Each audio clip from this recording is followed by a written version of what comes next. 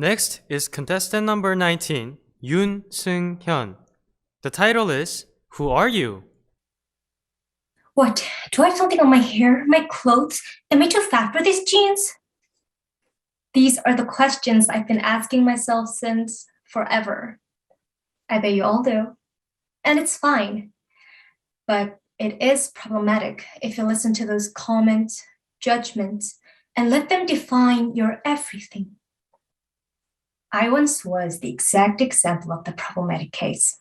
I hated my face, my physical figure, and even my personality. I hated everything about myself, and I was just 10. One day, professor asked me if there's any problem going on in my home in front of the whole class. No, that's how I replied. And even if there was, how would the 10-year-old know? Anyway, she said that I hit the bottom of my class.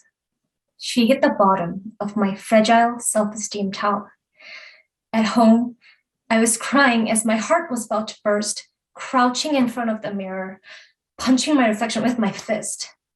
My fist and my eyes hurt awfully, but less than my heart. After a few days later, my family moved to Fiji Island. At the first day in school in Singatoka, it took for almost 30 minutes to say, "What is your name?" to my sit partner, Michelle, pondering if there's any grammar errors. But when I came back to Korea, English was embedded in my heart warmly. Throughout my whole trip in Fiji, I never thought that the way to express my feelings to Michelle and to every other people I interacted with was the subject English, that boring English I know. Back in school in Korea, I was asking myself the questions I mentioned above while my new professor was introducing me to my class. One boy whispered quietly, "What's up with their man pants?" Unfortunately, it needed to be quieter. But at that moment, without a doubt, I answered to my silly question simply inside. So what if I have something on my hair? What if I'm wearing boxy pants? My friendship with Michelle, my courage learned from my sister, my responsibility like my parents define who I am. Not that disrespectful question he threw without a thought. His words define how uneducated he is about manners, not me. And that moment, though I didn't say a word outside, was the most memorable second in my life. Society didn't change, just my thoughts made me that bravest 1 second with proud. Of course, that short moment couldn't magically make me who I am now as Cinderella.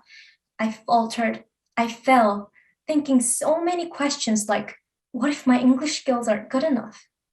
But whenever I felt as lacking, my mother told me, enough is a word that needs a standard. You've been enough since the day you were born in my standard.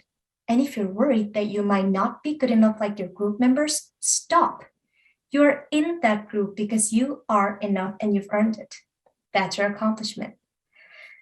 So here I am, still asking the questions I started with, but none of your words can even touch me now. Because your words define who you are. And my published books, my YouTube channel, and so on, which are my accomplishments, define who I am. Who are you?